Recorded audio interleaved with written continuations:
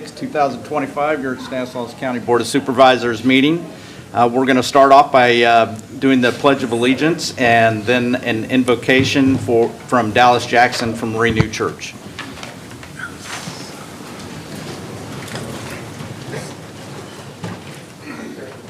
I pledge allegiance to the flag of the United States of America and to the republic for which it stands, one nation, under God, indivisible, with liberty and justice for all.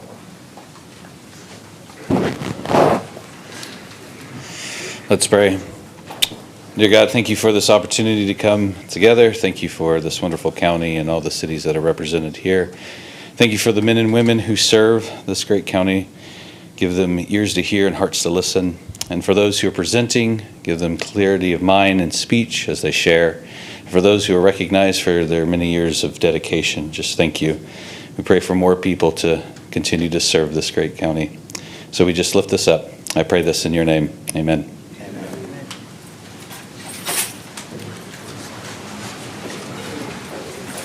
Thank you, Pastor. All right, we do have some recognitions today, Employee Service Awards. The first up is Elena Carrillo and Ruben Imperial will be recognized.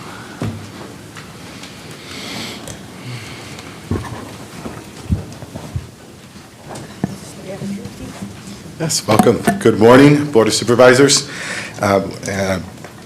CEO Hayes and Mr. Bose. I'm here today to describe our recognition today for the remarkable milestone of Elena's 25 years of dedicated service to Stanislaus County and behavioral health and recovery services. Elena began her journey here with behavioral health in 2000 at StanWorks within our community services agency, where she served until 2002.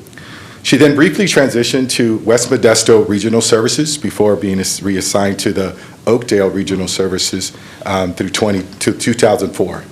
That year, she joined the Transitional Age Youth Program, later named Josie's Place Service Team, where she provided vital case management to young adults until 2021.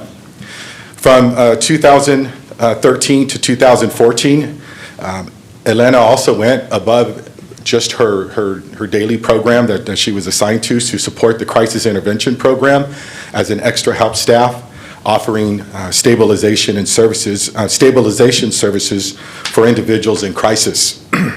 In 2021, during a period of transformation at BHRS, she transitioned to the Behavioral Health Crisis and Support Line, now known as the Access Crisis and Support Line, where she continues to make a profound impact. Many people call us every day in crisis and some of the most difficult times of their life for themselves or for a loved one, and Elena is the reassuring voice on the other side of that line, helping people through some of the most difficult and challenging times in their lives or their family members. So we want to recognize you for that important role in our organization. One of Elena's most meaningful contributions was helping establish Josie's Place, a cornerstone program that provided specialized mental health services to transitional age youth. Her efforts not only led to the development of that program at that time, but it also resulted in the creation of a department-wide approach, a realization that we need to serve the transitional age youth population in a very specific way, especially to meet their very, very important needs. Her passion for reducing barriers and empowering young people both inspired clients and colleagues alike.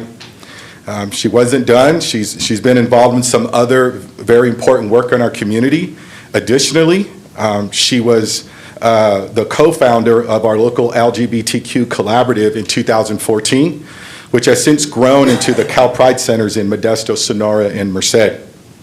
We do have a statement from her supervisor, who met her in 2013 when she was helping at the Crisis Intervention Program. And as I said earlier, it wasn't her main program. She was brought on to help in additional ways. She said that she brought energy to every shift and inspired others. Her empathetic and genuine approach allowed her to connect deeply with clients. This first impression has stayed with me and hold truths today, her supervisor said. Across multiple programs and through fast-paced changes of her current role, Elena has consistently advocated for what's best for the community. And she said she was honored to supervise someone who is not only motivates her to be better, but also reminds her and her team of the small efforts that can lead to meaningful, lasting impact. Elena, we want to thank you for 25 years of outstanding service. Your dedication, your heart has left a lasting remark in very specific areas of our department, and we appreciate you for that. So with that, Condit.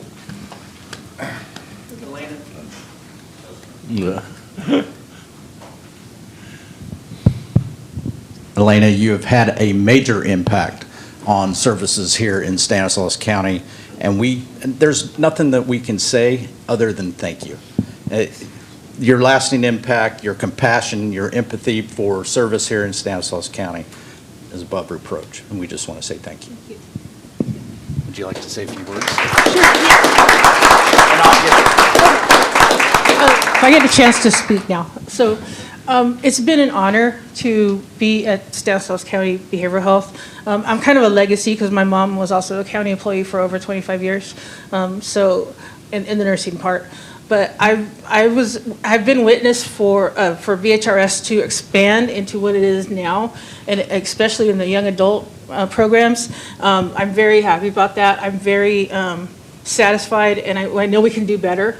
And now we're doing crisis access work, and that is such a vital, important part of the community because anybody that calls our line will get the empathy and compassion they deserve in that moment. So it could be your brother, your sister, your son, your daughter. We're going to be there for you 24/7.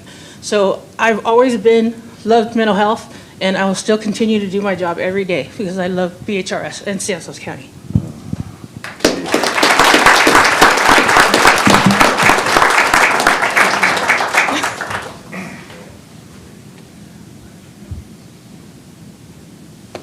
Thank you. Thanks.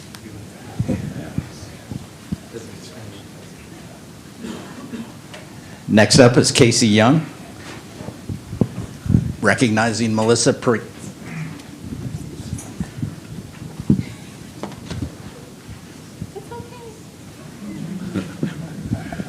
Good morning, Board, CEO Hayes, Council Bose. SR 91 is bringing you a total of 75 years of county experience to celebrate this morning, and we're starting today with Melissa Parikh. It is both an honor and a privilege to celebrate a truly remarkable milestone, 25 years of dedicated and impactful service to Stanislaus County by none other than Melissa. Melissa's journey began in January of 1999 when she joined the county as a Kelly Services temp, taking on her very first assignment in the Chief Executive Office.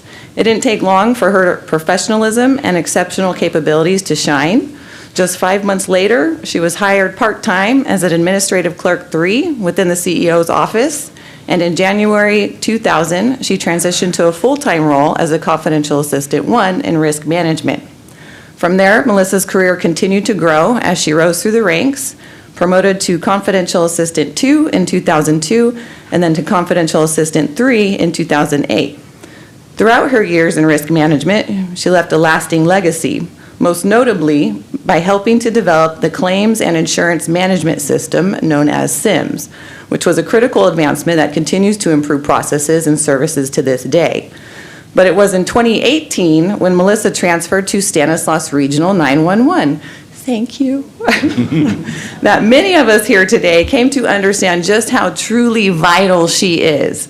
She initially joined as a Confidential Assistant 3, underfilling a Confidential Assistant 4 role. And just a few months later, in October of 2018, she officially stepped into that higher role, where she's continued to lead and serve with unmatched dedication.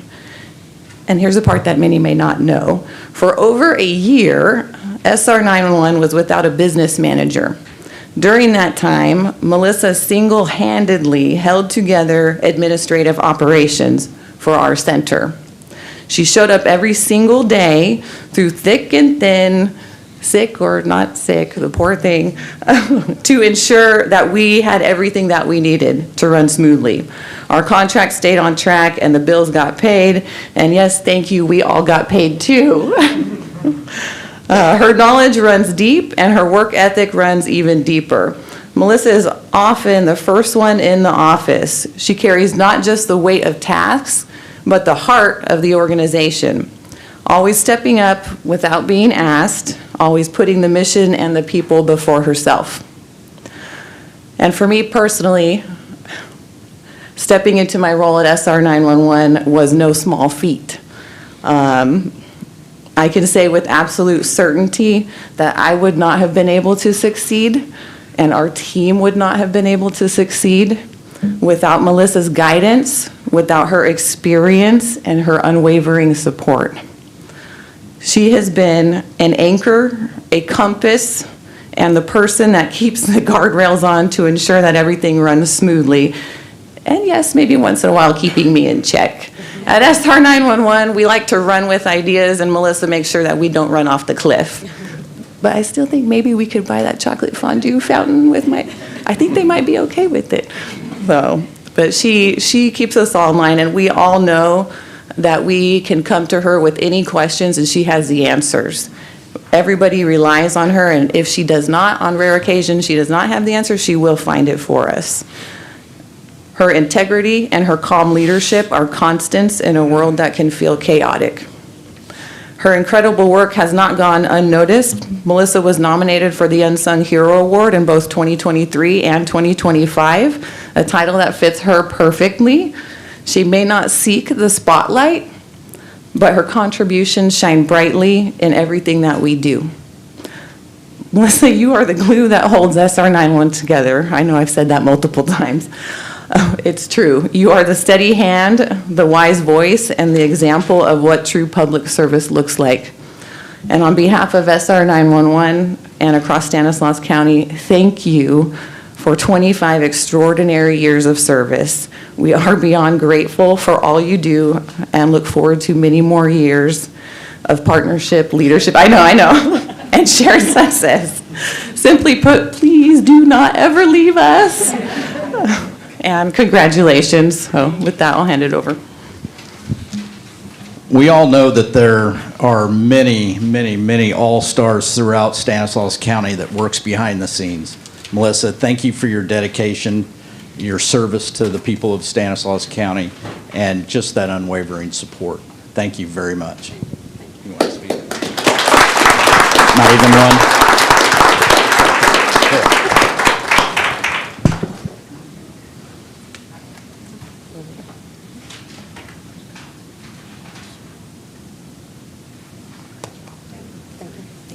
Thank you so much.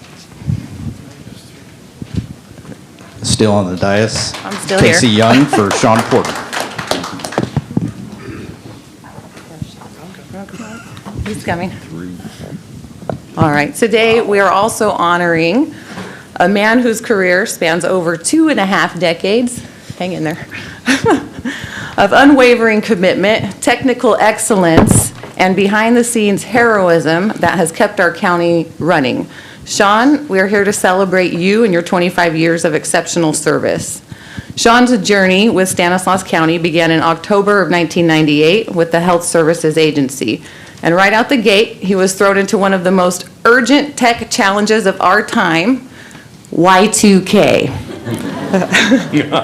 While many of us were nervously wondering if the world's computers would crash at midnight, Sean was out in the field making sure we were ready. He provided critical desktop and on-call support, serving major medical sites across the county, including the Scenic Drive campus, 7 clinics, the Behavioral Health Center, and even vital statistics departments in 3 area hospitals. During that time, he also supported the opening and relocation of major medical offices in Ceres, Houston, and Turlock, laying the foundation for medical access and operations that serve thousands of community members today. In the years that followed, Sean moved through key IT roles at the Management Information Systems Department, now ITC, Behavioral Health and Recovery Services, and then back to ITC in February 2001, where he would spend the next 18 years making his mark in countless ways. As an applications specialist on the desktop team, Sean was the go-to person for several county departments, such as the Chief Executive Office, Board of Supervisors, Office of Emergency Services, Animal Services, and many others. He supported everything from mainframe devices for law enforcement to connected systems used by title companies across the region. He was also instrumental in the planning and execution of major projects like the move to the Thomas W. Mayfield Regional Animal Services Facility. But Sean didn't stop there. He rose to become a systems engineer on the server team, where he maintained critical services like email, printing, and data storage for nearly every county department. He weathered 2 major data center relocations and kept operations running during 2 major planned power outages, ensuring continuity for county operations during infrastructure replacements at the 801 11th Street location. Then came his promotion to senior systems engineer on the network team, an elite role where Sean led a team of engineers maintaining the county's entire network infrastructure, overseeing the network connection for 31 departments, the ITC internet services for 28 departments, and essential connections to state agencies like DMV, courts, and health and welfare data.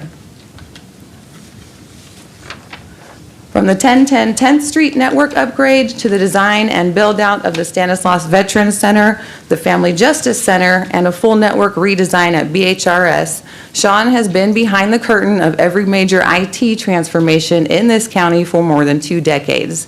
In August of 2019, Sean brought his depth of experience and unmatched knowledge to Stanislaus Regional 911 as an infrastructure engineer. And that's where we were lucky enough to fully experience his brilliance firsthand. At SR 911, Sean is just one of 2 people who support the entire dispatch center's desktop, server, and network infrastructure.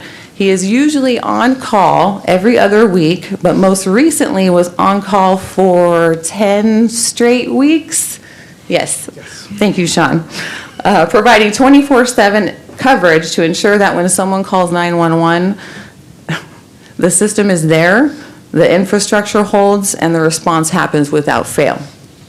His legacy is not just in systems and servers, it's in every successful emergency dispatch, in every uninterrupted connection, and in the confidence that we have that our most mission-critical systems are in expert hands. Sean, you are not only a brilliant engineer, you are a steady force, a quiet problem solver, and a protector of this county's technological foundation. Your humility, dedication, and commitment to service are the gold standard for public service. You're welcome.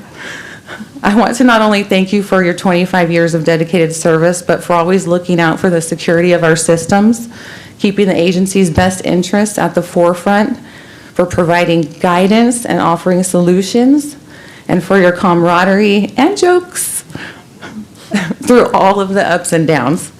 We are better because of you. And we hope that this milestone is just one of many more to come. Congratulations, Sean. Thank you very much.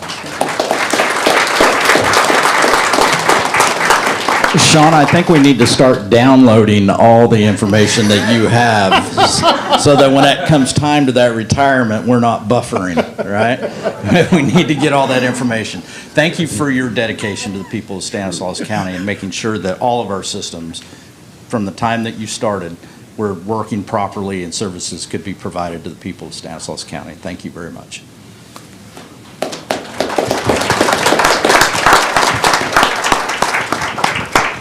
I just want to say that it's been a pleasure to serve this county. I'm a little nervous. I'm not used to this many people in one room. It's usually servers and switches in a closet somewhere. I want to thank my support system, both professionally and personally, because it does indeed take a village. My wife is in the audience, my mother. Both of them have heard me come home and unload, or I'll say download, just to keep with the vernacular, the day's events and things like that. So thank you for putting up with me when I get home. But the county is a great employer, and I cherish my last 27 years here, and look forward to a few more before retirement.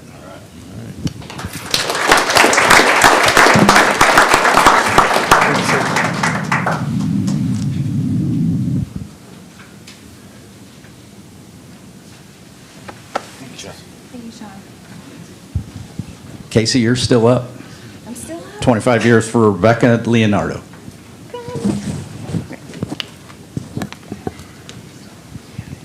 I'm kind of joking. Hi, Rebecca. Welcome. Thank you. So this is Rebecca Leonardo. And it is an absolute honor to stand before you today to celebrate not only an incredible individual, but one of the most resilient women I have the pleasure of knowing. Today, we are recognizing Rebecca for her outstanding contributions over the past 2.5 decades, celebrating 25 years of dedication and remarkable growth. Rebecca's journey began in March of 2000 when she joined the county as a Kelly Services temp at the Behavioral Health Center.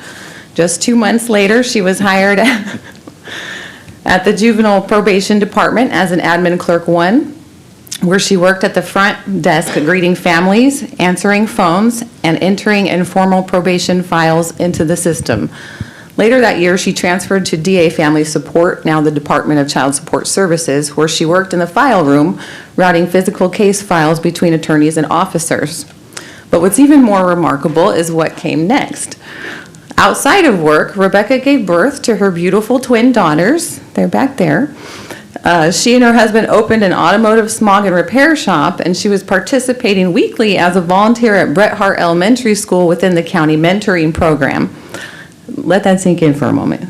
So full-time work, twins, a new business. Yeah, it's a lot. Good job. In addition to all of that, Rebecca had been taking IT courses at MJC and working on IT certification in the hopes of eventually obtaining a technology position within the county. She had been applying but did not have enough experience. In November of 2003, 1 month after her Legal Clerk 3 promotion, child support needed help in the IT department due to low staffing. Rebecca's manager at the time, Bob Panos, had recommended her to temporarily assist within the IT department, and thanks to Tamara Thomas, then Assistant Director for DCSS, she was given this unique opportunity as a Legal Clerk 3 to work as an Application Specialist 1 with special project pay from 2003 to May of 2005. During this time, Rebecca acquired her CompTIA A+, CompTIA Security Plus, Microsoft Certified Professional, and was a charter member of the Microsoft Certified Desktop Support Technician certification for Windows XP. In May of 2005, she applied for the Application Specialist 1 position with child support and was selected for that position. In this role, she provided help desk support to the department, managed and maintained the desktop computer images, and this was just the beginning of her IT career. In May 2006, she was promoted to Application Specialist 2, where she took on more IT duties and responsibilities, working alongside engineers, learning as much as she could as she aspired to be an engineer one day. She went back to school during this time to continue work on her degree. And her ambition did not stop there, as she accepted a position as Application Specialist 3 with DCSS. In that role, Rebecca managed the Active Directory infrastructure, managed the anti-malware, antivirus software, and the security for 40 CLETS terminals located at DCSS, that's the California Law Enforcement Telecommunications System. She worked a 410 schedule, which allowed her to begin volunteering every Friday at Sonoma Elementary School, which she did for the next 6 years. One of her large projects during this time was to configure and deploy a single sign-on application for managing username and passwords for more than 40 applications used by the DCSF staff. One of the defining traits of Rebecca's career is her commitment to excellence no matter the challenge. When faced with a countywide reduction in force in 2008, she didn't retreat, she advanced. She transitioned to the county library, where she successfully virtualized their infrastructure on minimal funding, proving that resourcefulness and technical skill could go hand in hand. In 2014, she found her home at Stanislaus Regional 911, and what an adventure it's been. She virtualized the administrative network, then built the virtual infrastructure for our computer-aided dispatch system, or CAD, as we like to call it. She learned the intricacies of public safety software and began serving as the CAD administrator after her colleague's retirement in 2019. Rebecca has done it all. For over a decade, she has carried the weight of 24/7 on-call responsibilities, noting unprecedented system uptime and stability for one of the most mission-critical systems in our community. Rebecca's work is not only seen by the public, but ask any of us and we'll tell you it is felt. Her work prevails in every CAD system login, every dispatch and response, every network that stays up when it matters most. She is the constant, ensuring our systems work to keep our communities safe. She is the fixer behind the scenes and the heart of our technology team. And today, Rebecca holds another distinction. She is the only female infrastructure engineer out of 49 allocations within the county, verified yesterday. Oh no, I lost it. Her achievement is not only a personal triumph, it's a path forward for others to follow. Rebecca, your 25-year journey is a story of grit, talent, integrity, and heart. You've built systems, but more than that, you've built trust. And we know that we can always rely on your unwavering support to offer a helping hand and shine the light in the dark. Your impact is felt beyond Stanislaus Regional 911, your story touching the lives of industry professionals nationwide. Your legacy lives in the people that you've mentored, myself included, the team you've strengthened, and the community that you've served. It has been a pleasure being your cheerleader, and I want to thank you for being mine, and thank you for your trust. Thank you for believing in me, and that we can make positive change happen, and for pushing me to keep going. And I hope that I have been able to do the same for you. So I am so thankful for you. And on behalf of all of us, thank you for your 25 years of service, your loyalty, and your brilliance. And thank you for sticking with us. Congratulations.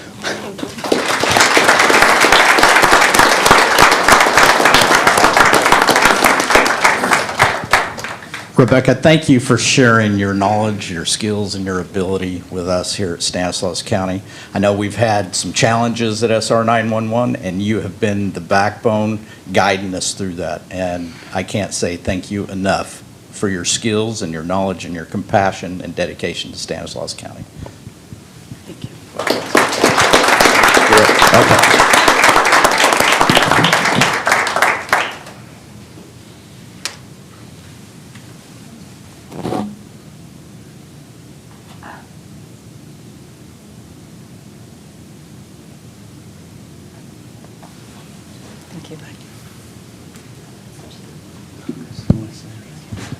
Ruben is going to come back up and recognize 30 years for Mona Lisa Sanchez.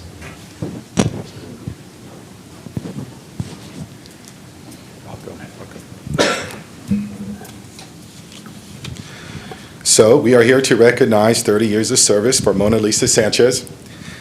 Mona began her career with Stanislaus County in 1987 by providing administrative support for multiple county programs, and including, these are names that since changed, so anyways, we're talking 30 years, the names of the programs do change. So she started with the admitting department for the Scenic General Hospital, Public Health, and the California Children's Services.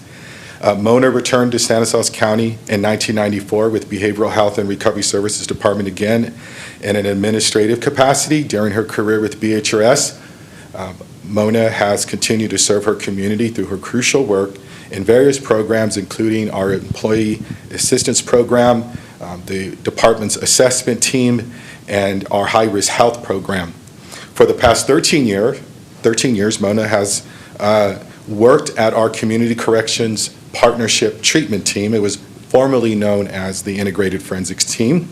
Mona has been instrumental in supporting the evolution of this program into what it is today by fulfilling her role and the excellent work she does as an admin clerk there.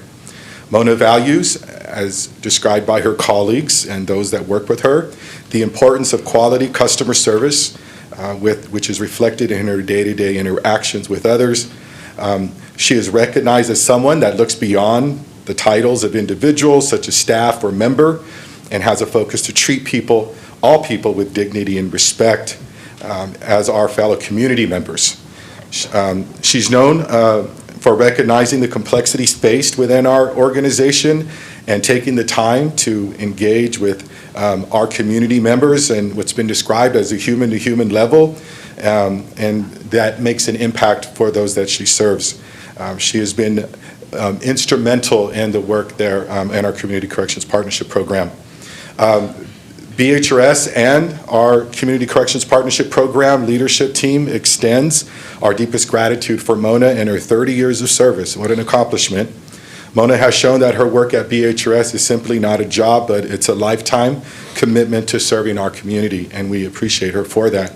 We look forward to Mona's continued support at our Community Corrections Partnership Program, and for today, we celebrate her accomplishments and strong character. Again, we want to thank Mona for all you've done and continue to do for our community. Thank you very much.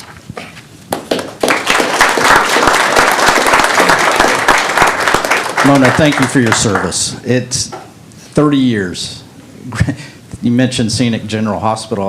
When I worked ambulance, I used to take patients there. It was a while ago, and yeah, thank you for your service. Thank you for your dedication to the people of Stanislaus County, and your compassion. Thank you.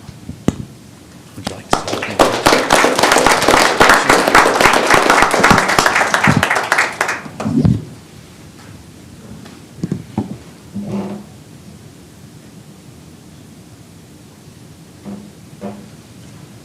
Thank you so much.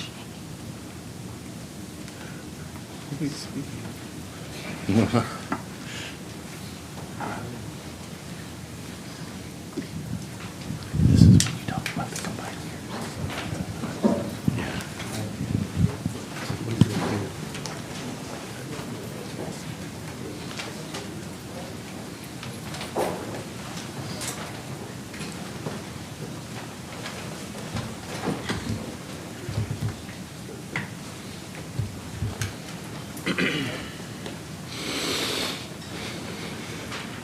Before we get started, we'll just let people exit out.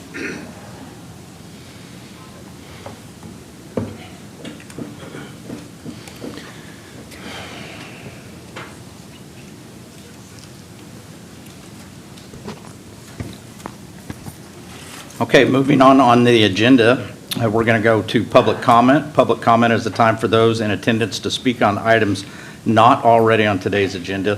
Please state your name for the record, direct all comments towards the dais, and so it is fair for every speaker, keep comments to the 5-minute time limit.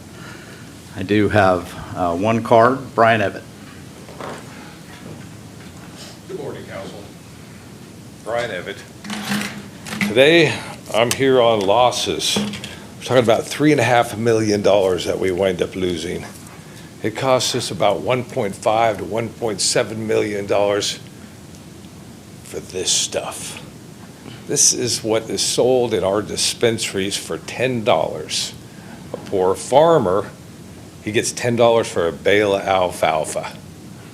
An almond grower has to grow 10 pounds for the same thing that this is. Now, why are we taking a $3.5 million loss to keep this stuff in our dispensaries? Why are we even making dispensaries? This was legalized, and the reason it was legalized is to get rid of the cartel, not create one. Now, don't you think that's a little crazy that this is worthless little piece of stuff is making us lose $3.5 million? Don't you think we should get out of that business, not counting that we have to turn around and constantly give another budget to the cannabis police? We got to give them some money. Oh, they're going to need some more next year too. Why do we keep doing this, going into this loss? Are we supposed to be cutting losses, not just performing more and more? And this is what creates it. Until we can get this a loss, it becomes a criminal matter because somebody out there says, well, if they can get $10, I can get $10 too. And that's what creates the crime on the streets, because we put a value on it and they want that value. Now, not only on top of that losses, it comes to the point that our justice system has to turn around and get involved now. So we have losses in that. The district attorney, he's got his time he's going to have to put in. He's going to have to get his assistants out there. We're going to have judges and everything over this. And we got more losses. So that $3 million, $3.5 million loss goes up, but we don't count that onto it. So why don't we just start taking really a fine look, because this is what the taxpayers are going to have to collect on. This, $10. Do you believe that? And the loss that we take over this. So anyway, I just want you guys to realize this, and let's try to figure out how to cut that loss, because that's what we're supposed to be doing. Find ways that we can save the taxpayers' money so we don't have to constantly be raising it. And then protect these people. Don't become the cartel. Don't become the person that wants this sold for $10. Because what's the point of it? And watch our cities. Maintain our cities that are selling this. We're in control of the cities. We're the county. We control these cities. Don't let them get away with it. You don't look at it as, you seem to not think that we control the cities. Our police, our sheriff's department is supposed to control the police in the city.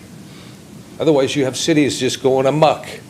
Constitutional rights are supposed to be taught by our sheriff should teach our cities how to operate so they don't violate the constitutional rights. This is what happens. They're the police of the rest of the cities in our county. So we need to get them on top of it, and we got to start looking at those are the guys that are going to control the law, and they're going to control it through our whole county. They're not going to let these individual police stations take over. We had this problem once before when we created the little stations in each of the towns, and they turned into gangs. And we cut them out. The little Salida one cut down. We had a guy in Denair cut down. We cut those out because we found out that they were just turning into little gangs, our own police departments, our own sheriff's departments in these little towns. We got to stop that kind of stuff. We got to look more at the constitutional rights. You guys watch. Look on TikTok. Everybody's making a change because they believe in constitutional rights. They believe the right of man has a freedom. He can walk on public property without being harassed, threatened, or thrown down. And we need to just take a look at that. And let's make sure we can make those cuts. We're doing it from the federal level. Now let's start doing it right here. If our state's not going to do it, then let's be the ones to start it. Let's be the first ones to start it. And maybe we can change the rest of the state. But somebody's got to start it. You don't just follow along with the, is that my time up? But, You still got yeah. time. Oh, okay. Don't just follow along with what the rest of them are doing. Stand up. Be the ones that stand up. Let's be the ones that stand up and make a point out of it. You know? Let's be stronger than the rest of these. Let's not influence other counties to be like us. Like I see with Modesto City. Modesto City is going up to Calaveras County telling them how to sell marijuana. Now, come on.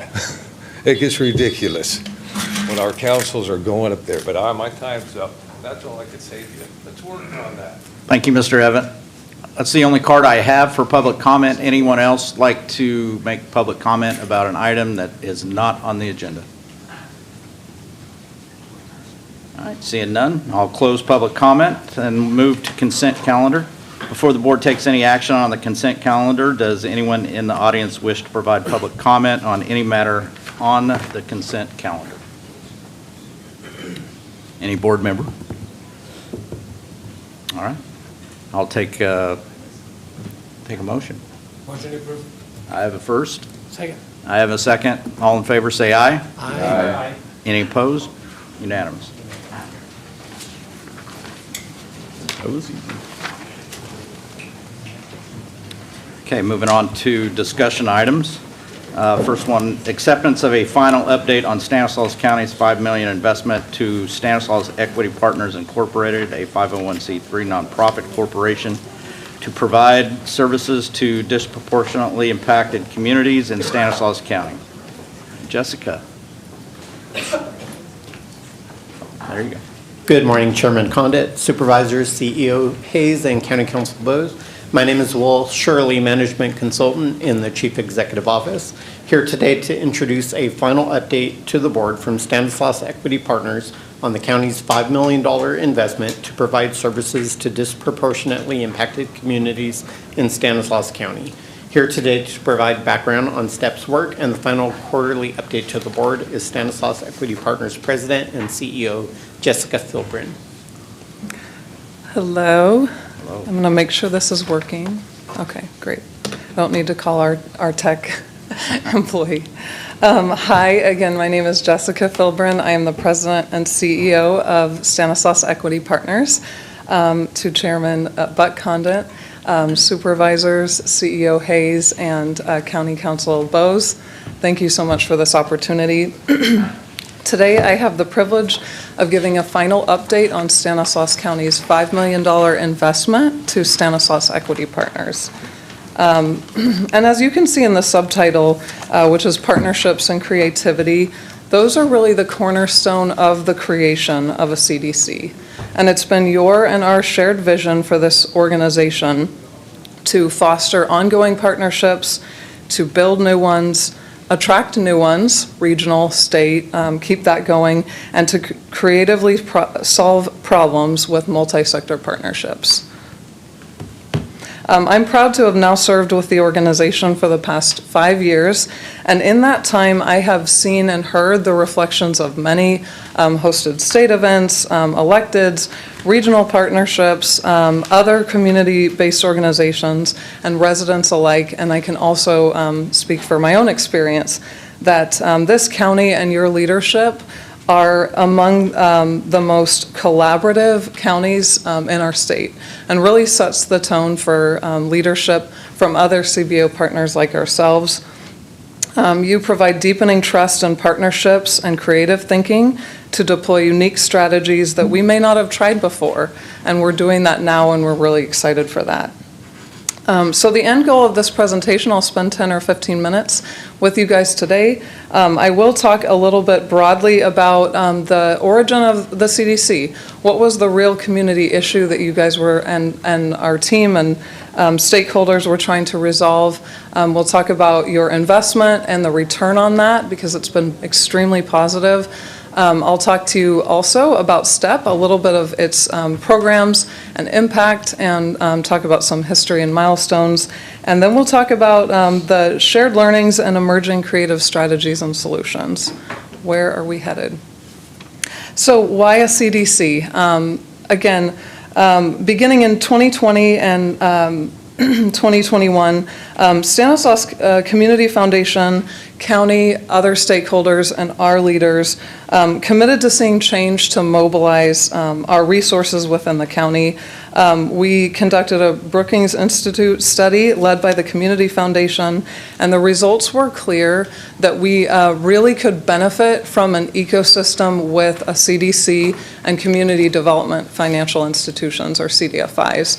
And so those are committed organizations to better mobilize communities for the resources, partnerships, fund opportunities, and networking.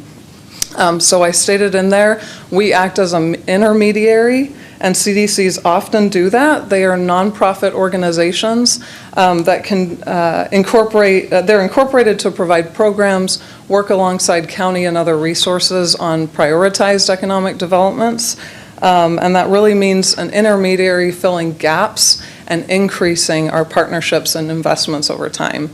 So really strategic partners as well with CDFIs, who also provide lending products and services that serve low-income communities, but might need other resources, TA supports, community outreach, that kind of thing. So really symbiotic relationship. With that, sometimes CDCs can be community or place-based, like distressed neighborhoods, but in STEP's case, we are a county-wide CDC, so our stakeholders, you in partnership, thought big to maximize its power and expand our partnerships and outreach across the county and just broaden those partnerships and investment opportunities. So that creates a lot of synergy, more efficient project development through housing and small business services. And you provided at that time, 2020, a $5 million investment, specifically prioritizing affordable housing and small business services. Over its development since 2020, we've developed a very strong vision and mission that matches the intention of our founding. And you'll see throughout that really our lines of work complement and excel the mission. So our big picture vision is to develop thriving communities across the county and connect disproportionately impacted communities to the resources that our community has.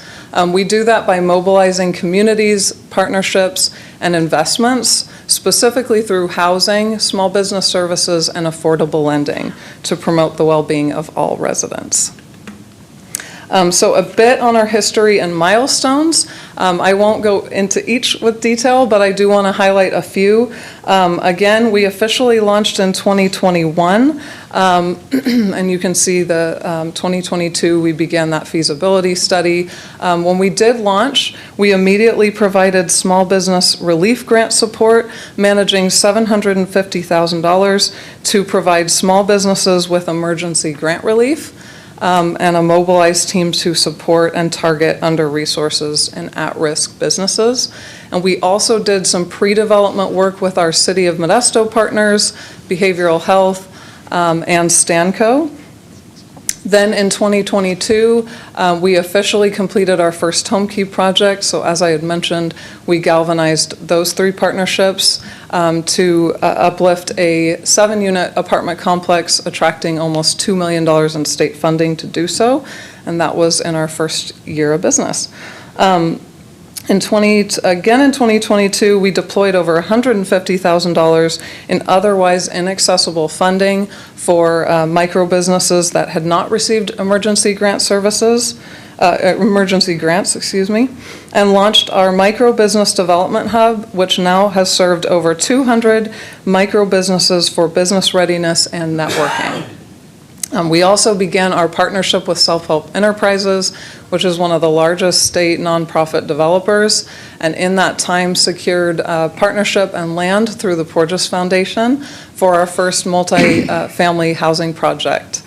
In 2023, we hosted a series of Community Reinvestment Act, or CRA, convenings with the FDIC to invite over 70 banks to be exposed to our investment blueprints and strategies. So a lot of really effective partnerships. I believe over $7 million was attracted as a result, connecting our banks and CRA dollars to CBO partners and our CDFIs. We also in that year began partnering with what is now our regional California Jobs First convener, North Valley Thrive, to craft a strong strategic plan, partnering with Merced County Workforce Development and UOP. It is now a thriving regional partnership that we still work with. By this time, we actually doubled our county investment to over $10 million in attracted funds, and the trajectory has been about doubling that in capacity funds every 2 years. That year, we also launched our first Spanish-speaking only cohort and service a lot of families in that time as well. In 2024, we had leadership transition, so our founder, Joe Duran, who influenced early galvanized partners, including Self-Help Federal Credit Union, and a strong CDFI vision, officially retired. So I had the privilege, end of this 2024, of being selected by our board to lead our organization. 2024 was also when we began prioritizing single-family home ownership, including programs and lending opportunities for first-time home buyers, and leveraging secondary financing and other types of vehicles to provide pilot programs for more single-family home unit production. We also hosted 6 business cohorts that tripled in attendance in 3 years, and these are primarily servicing women entrepreneurs and BIPOC communities. And here we are to 2025. We continue our partnership with City of Modesto and Self-Help Enterprises to develop single-family home ownership. Yesterday, I'm excited to report that we were notified that STEP and Self-Help partnership was selected for the new market tax credit this year allocation that we received. It's a highly competitive award. It's worth $7 million allocation, and it leverages private equity to bring in new dollars into these kinds of projects. I believe it's one of the first new market tax credit deals in the region, and we've had, I believe, 5 tax credit deals in the last several years, so very excited about the partnership. We also launched a CDFI pilot outreach program, we are currently building one out to support Valley First Credit Union in their work for a revolving loan fund with Beam Circular to serve biocircular economic small businesses. And we are also We are also supporting a small credit union that's a CDFI in Turlock, Rolling F Credit Union, for some TA and language supports. A lot of incredible impact. So I want to talk a little bit about our return on investment, you, the board, and our partnership, as well as taxpayers. We have attracted approximately it's a little over that, $14.5 million in capital to support our work, so it's tripled in size in 4 years, plus 4 land assets. So that's over $16 million in assets to date. We have an additional $8 million in our grants in our pipeline, and we have a nearly 90% success rate in securing grant awards to date. So we continue that sustainability plan. By the numbers, according to the National Alliance to End Homelessness, which tracks nationally homelessness data, costs, and policy advocacy, our taxpayer savings is estimated at over $5 million in the residents that we have housed. We will house 238 residents at risk for chronic homelessness by 2028. So that will also tip the scales to almost $11 million in taxpayer savings by that time. Total newly attracted investments into the community by our housing developments is approximately $56 million, and that doesn't include the $7 million tax credit allocation. We've also secured over 50 partnerships over this time, ranging from banks to CDFI partners, CBOs, municipalities, and we are expanding to regional and state partnerships. I would like that to be double in the next few years and continue to expand. We also have some prioritized growth regions. You guys had recommended, as well as our partners, and we do want to continue servicing the borders of Stanislaus County. So we are expanding to Newman, Patterson, and Riverbank, and actively participating in increasing our partnership as well as our outreach to those regions. Okay, so I'm going to switch briefly to a reminder of some of our impacts on each line, and then we'll move into learnings and where we're headed. On small business services, we don't intend to duplicate efforts of our service partners. That's why, in terms of our community value, we're really couching it in culturally relevant and early stage business support and networking. So that's providing language assistance. That's early stage business and micro entrepreneur support. We consider ourselves the TK, and then we do referral-based work with our many partners, including workforce development, SBDC, the Chamber of Commerce's, and workforce development. We have served over 2,000 clients to date, including finalizing this week our 12th cohort, completed in both Spanish and English. And these are really warm, interested entrepreneurs who are starting their business or have an idea. It's a really nice partnership with us and SBDC, who tends to support more ready-to-engage businesses that may be already launched. We have provided ongoing one-on-one technical support for almost 50 clients and are continuing revolving door both with us and our partners.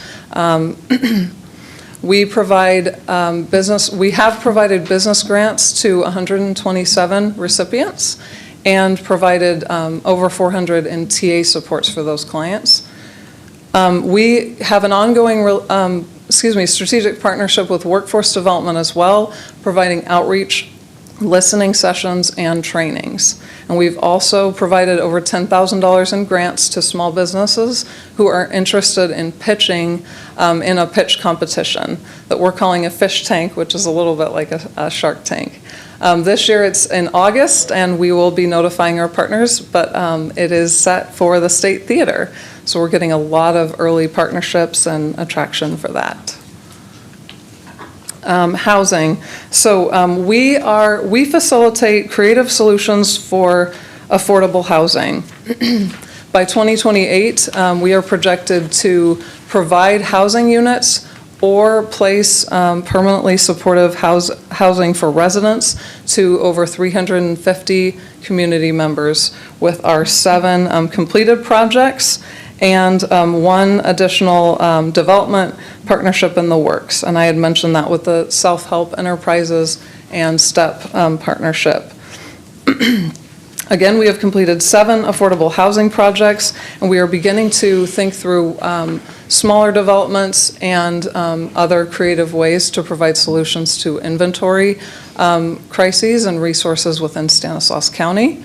We also have been engaged with or launched 3 new collaboratives, and that is to provide opportunities for CBOs, developers, get in the room and collaborate on the issues, opportunities that we all face.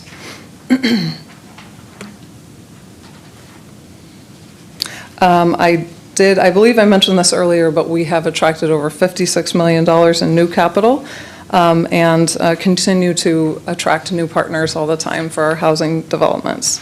I will just breeze through this project list. This right here you see in front of you is a listing of the kinds of projects that we have completed to date. It is a mixture. There is a variety of geographic representation, a mix in types and tenure, types of development, including faith-based pilot project program that capitalizes on excess property within the region, partners with those mission-aligned organizations to place units on those excess property. And with the county, we've identified over 150 churches within the region that have excess property that may be interested.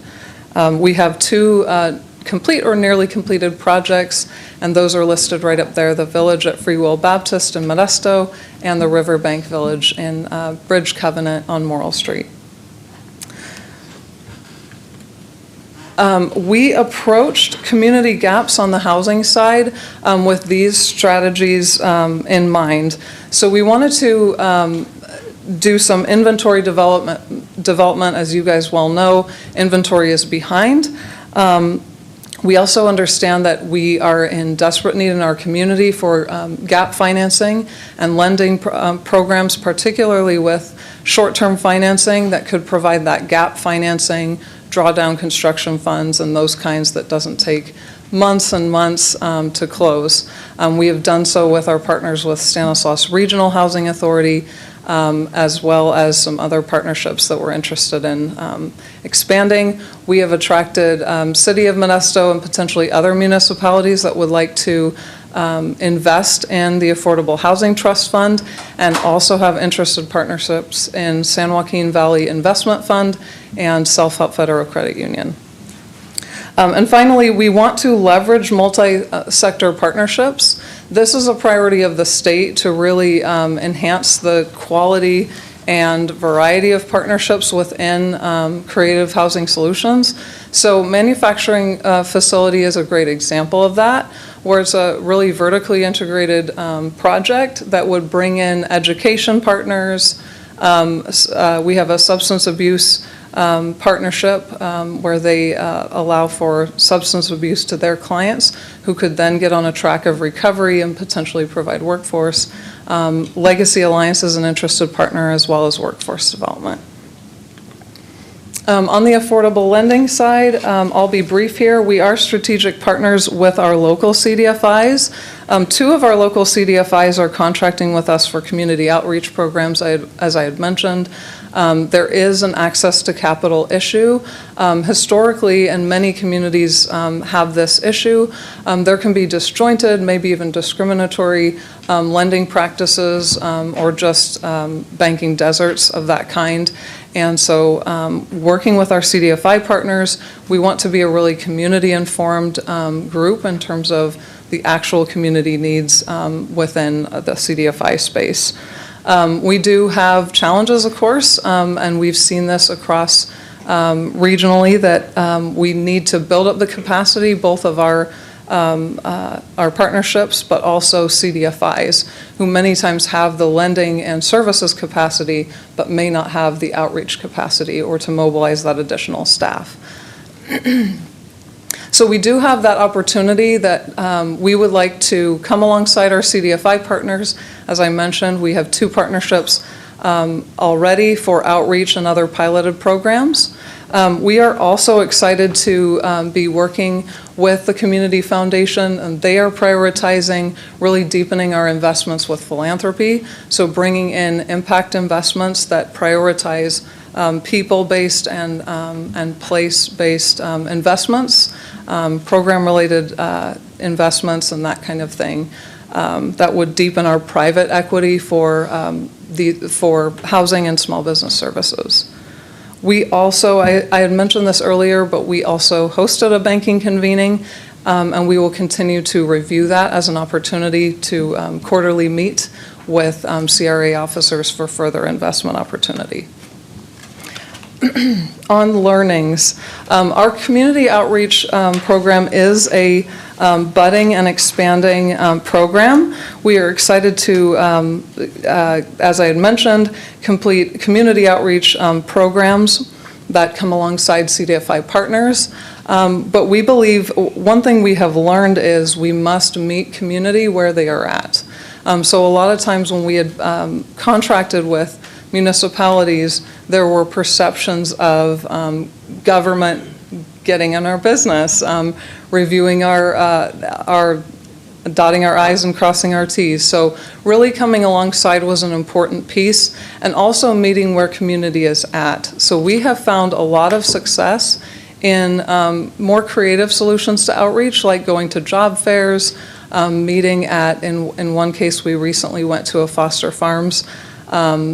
It was like a job fair in Livingston, and that was on behalf of Rolling F Credit Union, given their layoffs coming in the spring. So really providing that partnership support and outreach gaps was huge. On the housing side, we have seen some community capacity, and as we've seen transitions and leadership on our municipality side, we have been exploring the possibility of jurisdictional supports for things like home certification and others. We are strong partners with Riverbank, who've been extremely active in the housing space, and they have mentioned the idea that long-term, these smaller communities are in desperate need of jurisdictional support for things like certifications, needed to really draw down those state and federal fund resourcing. And also just ensuring that the types of partnerships we attract, like a Self-Help Enterprises, has the kind of investment sophistication that can really leverage or doubly leverage the talents we already have. In this case, we were proud to partner with Self-Help Enterprises, and that new market tax credit was certainly in part because of Self-Help's expertise. We have also recognized an opportunity in philanthropy. The Community Foundation and others have been incredibly active at resourcing us locally, really galvanizing interested philanthropists, so we do have a ton of collaboration. I had mentioned the Porges Foundation and many others. Our big partners and new ones to the region, for instance, the California Endowment Foundation, Chan Zuckerberg Initiative, San Francisco Foundation, and others, we really view those as larger scale philanthropic opportunities, and will continue to leverage our partnerships to approach new philanthropy. And again, CDFIs are in need of support, and we're excited to leverage our partnerships as well to continue those opportunities. So where are we going? In housing, we are beginning to prioritize small businesses, and small developments, and infill projects, because we are seeing the need for that missing middle and workforce housing. So moving, really allowing our partners that already operate in the space of transitional and homelessness into bringing housing, period, and not having it inaccessible. We are also prioritizing small and single-family homeownership projects, because we believe that this is a strong opportunity to build equity and wealth building for communities in distress. It is one of the single greatest tools to do that. And we're seeing opportunity both on the state and other kind of creative funding solutions to do that. We are also exploring creative solutions to housing funding. Again, we are in partnership with the city for an affordable housing revolving trust fund that would provide that gap financing to promote and secure projects for inventory development. On the small business services side, we will continue to provide TA cohorts, that TK support, and it's been extremely successful. We will also engage and support our alumni community, so really reinvesting in expanding that network when they are basically postgraduates. We also want to continue our affordable lending activity with the possibility of convening our CDFI local partnerships, which would establish a small cohort of local CDFIs to provide a space to talk through the landscape and strategize together. And then, as I had mentioned, we want to expand our investment strategies to target regional partnerships and expand investment partners. I had mentioned a few. And also bring legislative strategy both to us and our region. So we're working with our partners on a kind of stronger networking strategy to bring awareness and power back to our region. I had mentioned these throughout. These are some of the creative solutions evolving on the housing side, so I won't mention them too much here because we have mentioned them. But we are in partnership with the city again on an affordable housing trust fund, leveraging our faith-based housing projects to really expand the opportunities of the churches I had mentioned with excess properties, and continuing our partnership on the feasibility side of manufacturing facility. And of course, leveraging a community land trust. It was in your strategies in the 2023 housing plan. We have interest in working with our partners to bring a land trust locally, which would secure land to provide shovel-ready projects. Those things really can leverage opportunities like the new market tax credit deal and others when you have land secured for site control and a poise for projects. So with that, I will say thank you so much for your investment, and I'm open to questions or comments. Thank you, Jessica. Any questions from the board? Just a couple quick. First, thanks, Jessica. Great presentation, and Walt, thanks for being here too. Just a couple things really quick. It's great to see, as you illustrated here, that from our original $5 million investment up to $56 million really of investment. And that's exactly what we wanted, right? That's why we put this thing together, was to try to get get that return on our investment that we were looking for our community. And you're obviously doing that. So in 8 projects, it looks like we had about 8 projects going there. Yes. That we've done so far or in process. And that part's good. It's good to see you. I appreciate your talking a little bit about the small business services, because that was another thing that we really wanted to see happen. When we saw that, like we talked about before, during COVID, how it was so hard for some of these businesses, especially in disadvantaged communities, to be able to take advantage of all these programs that were out there during COVID. And it seemed like they got very little of that. And that was another one of our incentives towards the $5 million going towards STEP. So that's great. The other thing is that we thought was that, and you can, and is obvious, is that you guys can do this cheaper than government. And that was part of the CDC. The whole concept was to get these some seed money to you guys, and then you to take and run with it and be able to complete these projects at sometimes half of what the government can do. So that's the last thing I just want to say is just to stress that you guys continue, and you are. I can see you're pursuing these gap financing, these other things, other ways to get funding besides getting in that competitive field of all the local agencies going for dollars from the state or from the federal government, and then all the restrictions that come with that, right? And then all the costs that then come with that too, kind of defeats the purpose of where we want this to go. So I think it's great to see you pursuing other areas, philanthropy, like you said. That is exactly the avenue to go. And the CDFIs, Clive and I talked about that. Hopefully you'll introduce some of your board members that are here. Absolutely. But Clive and I talked about that yesterday, that the opportunities that are there, just to kind of get this financing, this gap financing. And I know the CDFIs haven't been as active as I had hoped was going to happen initially, but I'm glad to see that you're going to really try to pursue that, because that just seems like that was the whole purpose of us to start these CDFIs. And I think, like you said, we have 3 of them now in our community, where we had 0 before, or we had self-help, which but wasn't a local. So all good stuff that you're doing, and very much appreciate the direction that you're going and the avenues that you're looking to try to find additional funding, non-governmental funding, that can really help you do these projects for cheaper and continue to grow. So good job. Thank you very much for being here.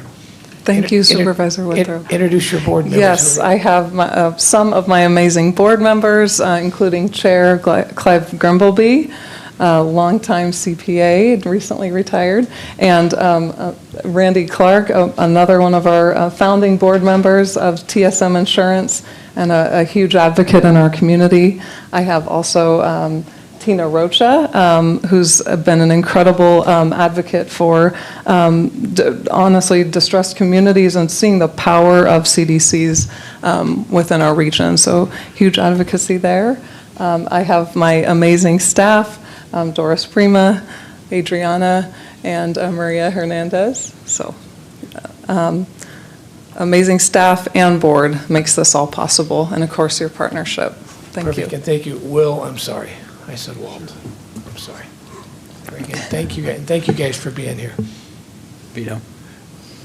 I just want to say a couple things, because I remember when this came to me, and this is not my area of expertise. I don't pretend it is.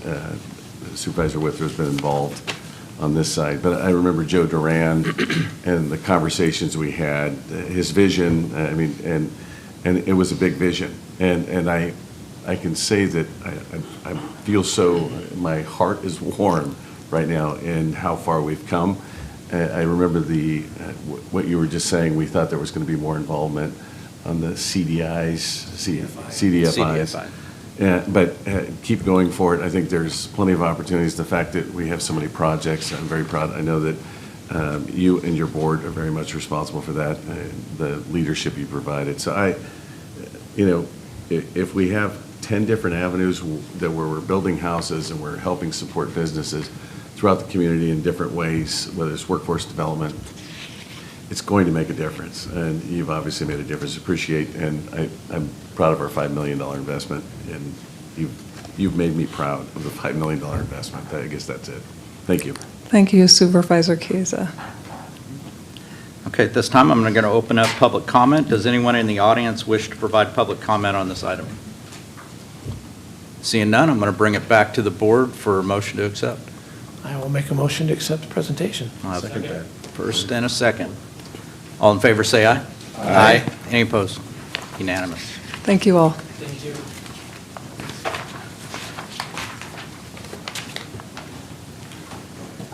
All right, moving on. Approval of the Stanislaus County Community Service Agency's Local Aging and Disability Action Plan. Christine. Good morning. Morning.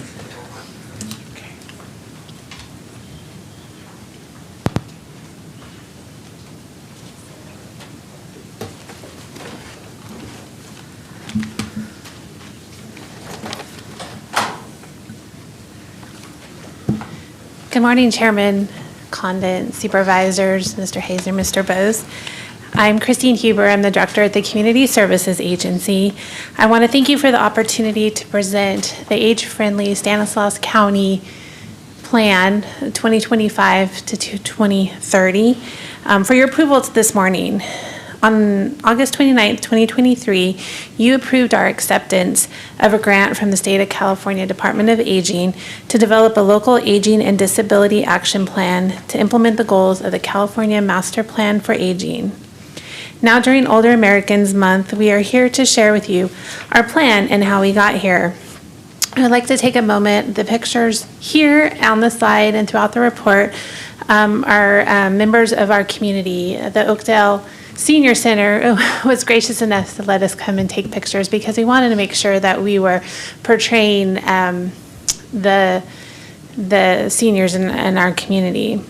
I want to take a moment first to also recognize our amazing consultant, Karen Grimsich. and her colleague Tanya Bustamante for their leadership, guidance, knowledge, and facilitation they brought to our county. I would also like to recognize, and if they can stand up, our advisory committee. Stand up for a minute. These are some of our members who were instrumental in creating the plan that you have seen today, and I just want to thank them for their commitment, participation in developing this plan, so thank you. I'm going to turn it over now to our senior managers in our adult programs at Community Services Agency to share the key points in developing our plans and next steps. We have Gina Inez, who is our senior manager over our in-home supportive services and public authority programs, and Jose Michel, who oversees our adult protective services programs. Thank you, Christine. The largest cohort of our nation's history is the baby boom generation. In the 1960s, as the first of the baby boomers were preparing for college, a master plan for education was developed to address the surge of college and university applications. So let's fast forward 60 years. Members of this generational cohort are now older adults in a different life stage and with different needs and challenges. So in response, in 2021, California announced a master plan for aging. California's master plan for aging establishes roles and objectives, including how the state, county, and city systems can work together to meet the growing needs of older adults and people with disabilities. The master plan has 5 bold goals. These goals are housing for all ages and stages, health reimagined, inclusion and equity, not isolation, caregiving that works, and affording aging. As part of the master plan effort, California joined the American Associations of Retired Persons Network of Age-Friendly States and Communities, AARP as we will know it as. It's established in 11 states, 19 California counties, and more than 60 California cities. And so Stanislaus County became a member of this network in June 2024, becoming the first Valley County to join. The number of older adults in Stanislaus County is increasing at a considerable rate.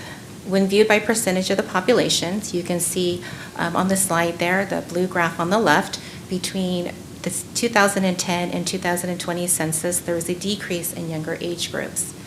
The number of children between the ages of 0 and 4 decreased by 6%, and in the 5 to 19 age category, there was a 2% decrease, while the number of adults between the ages of 65 and 84 increased by 22%. The population change is even more dramatic when projected to 2040. The graph on the right illustrates a further decline in the number of children, whereas the number of county residents aged 65 and older continues to escalate. Please note that the 85-year-old cohort, which is the most notable here, in the next 15 years, the number of people aged 85 and older is expected to increase by 64%. So really, in terms of numbers, if we're projecting this out over the next few years, there will be 13,000 county residents aged 65 or older, double the current amount. So what we're looking at or expecting is that older adults will outnumber school-age children by 2040. So why is it important to have an age-friendly lens? Well, a healthy community is good for everyone as they age. The average life expectancy is 77 years, whereas the average length of healthy living is 66 years. People are living longer, but they're not necessarily living longer in good health. This can influence one's quality of life, their family, healthcare providers, emergency providers, and county systems. Having an age-friendly lens also means we want to support those in need. The graph on the right shows the percentage of people living with a disability by age group. Older individuals tend to have more disabilities and illnesses. They may need more medical interventions and experience greater day-to-day challenges. As the number of older people increases, so too will the need for community services. CSA is already seeing an increased demand in older adult programs such as in-home supportive services and adult protective services. More older adults may be applying for benefits such as CalFresh for the first time, or they may find themselves with insufficient resources to meet their needs. Our partners at Aging and Veteran Services are also seeing the changes to this demographic shift. But in reality, most county departments will feel the change. Older adults and people with disabilities would like parks and recreation services to meet their needs. Older adults and people with disabilities are historically the most affected in natural disasters, which impacts our emergency services. And older adults are the fastest growing group of unhoused individuals who could impact behavioral health and health services. So this brings us to the LADAP, the Local Aging and Disability Action Planning Grant. The LADAP is a local version of the state's master plan for aging. The California Department of Aging extended this opportunity, and CSA was awarded the grant in July of 2023. We started this project with the intention of understanding the needs within our county. So a multi-sector advisory committee, which members are here today, was formed with representation from county departments such as HSA, the CEO's office, Aging and Veteran Services, CSA's Housing and Homeless as well. The advisory committee also included elected officials and representatives from senior centers and community-based organizations. The advisory committee met monthly to review Master Plan for Aging goals and to guide the local planning efforts. So this plan was never intended to just be the CSA plan or to be the advisory committee plan.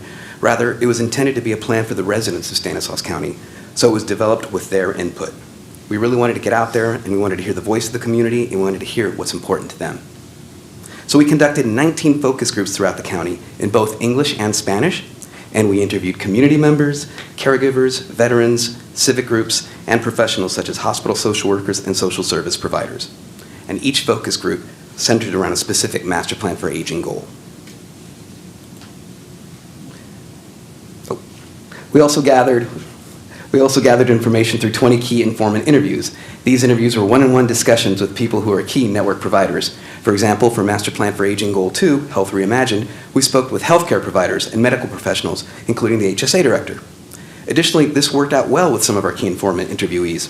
For instance, while we were coming up with this plan, we were able to share information with HSA as they were working on their community health assessment plan. Area Agency on Aging was working on their area plan update. So it worked out well. We made sure our plans were aligned and we were not duplicating efforts. Finally, for those who were not able to participate in a focus group, we developed a survey and offered it in both English and Spanish and both paper and electronic formats. The online survey was posted to our CSA website, and we went out and made sure that we delivered the paper surveys to the senior centers, to the libraries, home-delivered meals, healthy aging exercise classes, and then we placed an ad, too, in the Modesto View with a QR code to the survey. We received 829 community survey responses. Now, a couple of things we drew from the survey. 96% of the respondents felt that Stanislaus County is a good place to age, which is a great place to start our efforts. And more than half would like to see more events for people of all ages in the community, reinforcing the idea that an age-friendly place is good for people of all ages.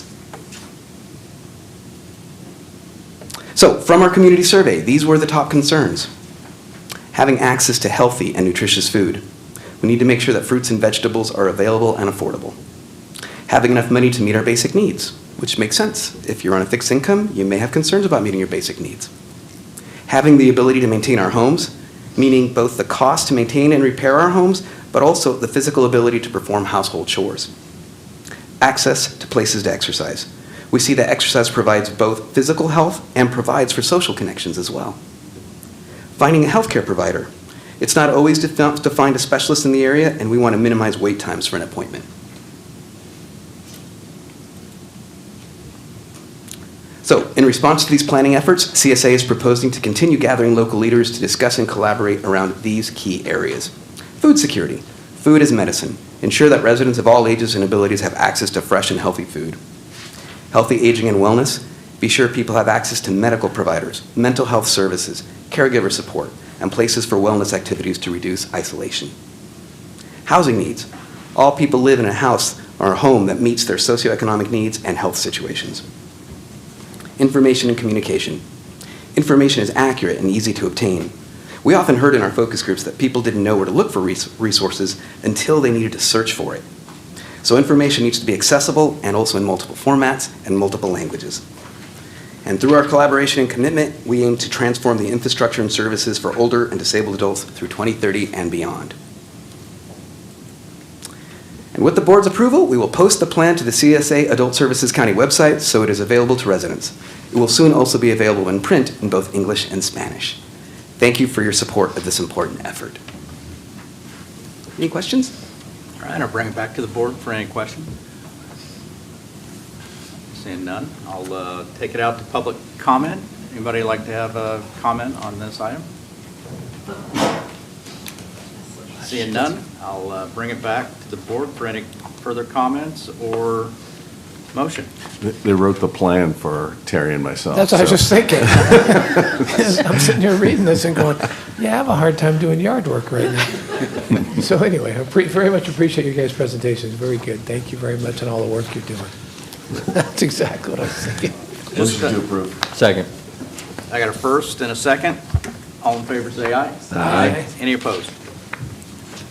Unanimous. Thank you so much. Thank you.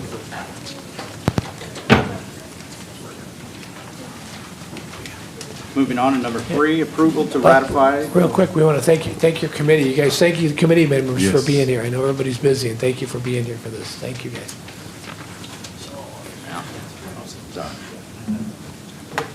All right, moving on, approval to ratify the proclamation of a local emergency due to the migration of beet leafhopper in Stanislaus County. Office of Emergency Services Fire Warden, Chief Klebmeyer and Linda Penfold.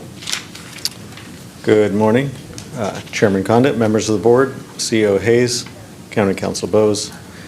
I'm Eric Klevmeyer, the Director of Emergency Services and Fire Warden for Stanislaus County. Today I'm here to introduce this proclamation that we made last Tuesday. One of the roles of the Office of Emergency Services is to ensure that we do everything we can for the health and safety of our community. And one of the ways that we do that is by deferring to subject matter experts like our Ag Commissioner Linda Penfold and other county partners.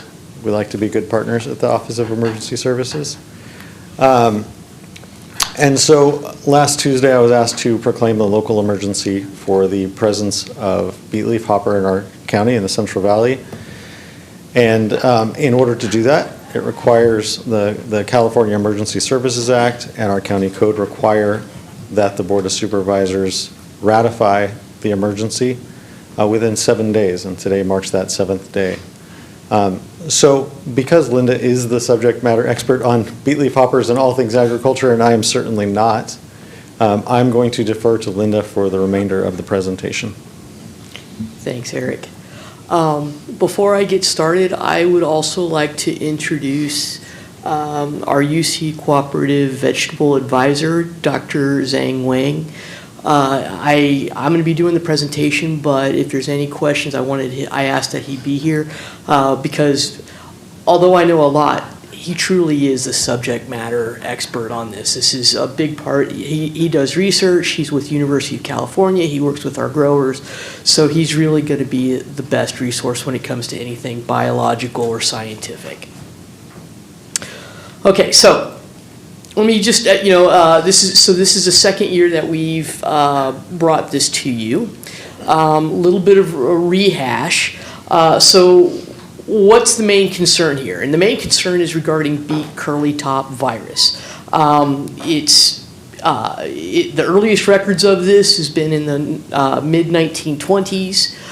It's in the western U.S. There is currently a program in place where CDFA does sweeps, California Department of Food and Agriculture, they do sweeps, looking to monitor the pests. They also do treatments up in the hills. It has a wide variety of weedy pests and as well crops. So in this regard, the main concern and why this is being brought forward is to protect our tomato industry. Symptoms once the plants have been infected with beet curly top virus include having small and twisted leaves with purple veins, thick and crisp leaves, yellowing and death of immature leaves, small fruits that ripen prematurely, and reduced fruit quality and yield, as well as stunted growth. This Gemini virus is only vectored or spread by beet leaf hopper. Okay, and beet leaf hoppers, they're pretty small, approximately 3.5 millimeters long. Usually green, but can be more colorful. Both adults and nymphs are highly mobile, and they can readily jump away from physical disturbances. They have 3 to 5 generations per year. Like I said, they feed on a wide variety of plants, including native and non-native plants, and and kind of like a mosquito, they spread the virus, and they feed on their hosts using a proboscis, or a mouth part that sucks fluid from their host. So this gives a good picture as to the overall where things are at. So this critter primarily lives in the hills along the western edge of the valley. It overwinters in the hills, and where there's going to be a lot of lush greenery, and then as things dry up, they move into the valley. As I've been told, I also understand they're starting to see more as well in the southern part of the valley that are now residing even in the wintertime. What you can see here then is in the cycle, you can see that basically, kind of like, here again, I like to compare it to mosquito. Once a beet leaf hopper feeds on a plant that has the virus, they then can transmit it to other plants. Although tomato is not a favorite host, if tomatoes will often be on their way as they're migrating in, and so they can readily feed on the tomatoes and transmit the virus to the tomatoes and between tomatoes. So here, it's important to know our tomato industry is primarily on the west side of our county. Right now, at this time, tomatoes are being planted, and there's also a number of fields. I was out last week that have already been planted, but they're well flowering now. In our last crop report, which is 2023, tomatoes ranked number 7. Valuing over $107 million for our county. And as well, there was over almost 12,000 acres planted. I think it's also important to know that there are no beet curly-top viruses, no beet curly-top varieties of tomatoes currently in existence or known to occur right now. So this is just a little bit of data. There's more data fairly recently, but this is what I was able to access when I put this together. So as early as middle of April, California Department of Food and Agriculture did sweeps, and in this regard, they're doing sweeps on the roadsides and fallow areas on the west side. So that's where they're starting to detect. So we know that they're now moving into our county. Here's what it looks like as far as symptoms on the young plants. So you can see those young plants, which is what we're dealing with right now.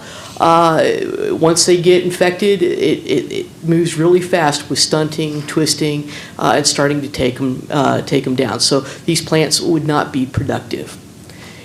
Further down the road, once it's established, this is what plants would look like. And you can see that the plants that have been infected, they just don't develop. They don't produce. If this is really widespread, you can imagine how this would affect a crop. It could cost several thousands of dollars. Currently, there are very limited pesticides that are recommended by University of California's Integrated Pest Management Program. 3 of those are a class of pesticides, insecticides specifically, that are known as neonicotinoid insecticides. They are systemic. The main concern about these pesticides, so they're effective and good because they are systemic. However, one of the main concerns about them, and I'll be getting into this and why they are very regulated, is because of concerns of pollinator protection. The concern is that bees go and forage on the flowers, and the pesticide may reside in either the pollen or the nectar. The fourth category or pesticide that you see is carbaryl 7XLR. It's a carbamate. It's not a neonicotinoid. It's not a systemic, and it's a very when you compare the toxicity level and concern compared to the other three, it's a much harsher insecticide. So why does this matter? So what has changed and why we brought this before last year and why we're bringing it before you again is in January, as of January 1st, 2024, a new regulation went into effect for pollinator protection. And ultimately what it does is, including for tomatoes, it restricts the application of neonicotinoids on the crops so they cannot apply the material when the crop starts to bloom. For tomatoes, once they get planted, they begin to bloom not too long after that. Sometimes it's within a matter of weeks. It's usually within a matter of weeks. So moving further on this regulation then, what it does is, so growers cannot do an application with the material if it begins to bloom. However, there is an exception that's allowed into the regulation, which is why there's a proclamation that's been established and why we are bringing this to you for ratification. And in this case, what it allows is that an application can be made to address a local emergency pursuant to government code. And if that emergency is declared and established, then the operator can do the application, but they have to obtain a written recommendation from a licensed pest control advisor, agricultural pest control advisor, and they have to retain that for at least 2 years after the application. So here again, they can't just apply it because they want to. They have to be working with licensed and certified agricultural pest control advisors to evaluate the environmental situation, the need for the crop, and then to be able to use this tool to protect their commodity. So currently, there are 2 counties that have established these declarations. The first was Fresno, and then more recently, Merced. And you can see right along here how we all kind of relate. You have Fresno moving right on up to Merced, and we neighbor Merced, and it all is on the west side. Our other neighbors, particularly Kern, Kings, and San Joaquin, are currently in the process of monitoring, working with their growers. They have not yet determined if they're going to be wishing to move forward with the proclamation. They may or may not, I don't know. Okay, so the proclamation of local emergency. So it was declared by our Director of Emergency Services on April 29th due to the migration of beet leaf hoppers into our county. Pursuant to and he issued that pursuant to the government code. And it allows, in summary, neonicotinoid pesticides to be applied to tomato crops to control beet leaf hopper, which is the vector of beet curly-top virus. Growers who apply neonicotinoid pesticides must first obtain a written recommendation from a licensed pest control advisor, and they have to retain that for a period of at least 2 years after the application.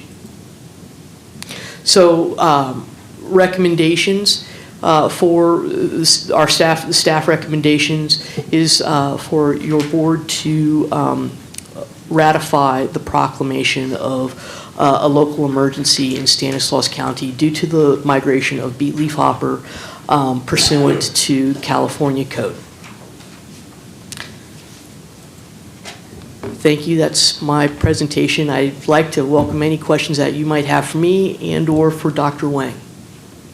Thank you, Linda. Any questions? You get the feeling we need to ask Dr. Wang a question because you drove down here. I think you speak a different language than us because you understand all of this. But we've done this in the past. We know we have to protect the crops without a doubt. Is UC working on any varieties that are resistant? Do you know? So currently there's no resistant variety on the market. As far as I know, there are probably some seed companies that are working on some breeding programs, but all of them are still up in the air. So currently, from like processing tomatoes that Linda talked about to the fresh market where the small farmers grow, all the tomatoes are susceptible to this virus. So actually what I'll say is like this leafhopper, when they fly, they not only fly over the tomato fields, they also fly to other crops like almonds. But unfortunately, tomato is susceptible. So that is a problem. And the worst is when you see the tomato show the symptoms like in the slides, there's nothing you can do. So this doesn't like people get cold or fever, take medicine to be better. These tomatoes will eventually stop growing and eventually die because they come into the plant tissues and block the water and nutrient transport. So they're just completely desiccate and end their life. So that's why you can see some pictures, some of the small immature fruit, they have to turn to red, which means it's a biological response of the plants that they have to finish a lifespan or life cycle. That's why all the immature green fruit will turn red. Of course, they're not marketable. So that's the issue, one of the main issues. Does it get into the soil then? It doesn't get into the soil. Once it's happened, it's No. Thank you, Doctor. Thank you for coming down. All right, I'm going to go ahead and open up public comment. Anyone in the audience like to make a comment on this agenda item? Seeing none, I'll bring it back to the board for a motion. Move to approve. A first. Second. And a second. All in favor, say aye. Aye. Any disapprove? Unanimous. Thank you guys for coming. Thank you. Thank you. All right, moving on, there's no correspondence. Board of Supervisors report. Any board report? No. All right. Moving on to legislative fiscal management report. Just a real quick report. Budget is the key topic at both the federal and state level right now. So lots of activity there, lots of committee hearings, and news that you'll see on a daily basis. Nothing to really report here today. I do want to recognize we're anticipating the governor's May revised budget, which during our recent CSAC conference, we understand may have some significant or profound direction in it as well, so we're eager to see that. And then I do want to acknowledge that we did send a letter to the State Senate and Assembly Budget Committees on behalf of the Board of Supervisors to support funding for county-administered housing and homeless programs. This issue does align with our existing county-adopted legislative platform. And that's all I have to report. Thank you, Jody. All right, you have the next one, announcements. Oh, I'm sorry. I also want to announce. I can do it if you want. I muted everybody. Yeah, if you don't mind. You got it in front of The you. Stanislaus County Board of Supervisors Workshop will be on Thursday, May 8th, 2025 at 9 a.m. at Stanislaus Consolidated Fire Protection District Station Meeting Room, and that's located at 1318 Topeka Street, Riverbank, and 95367. And we're going to go ahead and adjourn, and we do have closed session. Yes, we have two closed session items today. The first is a conference with labor negotiators pursuant to Government Code Section 54957.6. The agency negotiators are Jody Hayes, Ryan Loop, and Jonah Navarro. The labor organizations are listed in the agenda. Then the board will sit as the In-Home Supportive Services Public Authority, and they will consider one closed session item, conference with labor negotiator pursuant to Government Code Section 54957.6. The agency negotiators are Jody Hayes, Ryan Loop, and Jonah Navarro, and the labor organization is In-Home Supportive Services, UDWA. With that, appropriate for public comment. Any public comment? Seeing none, we'll go ahead and adjourn into closed session. Deputy Taylor, thank you for your overwatch.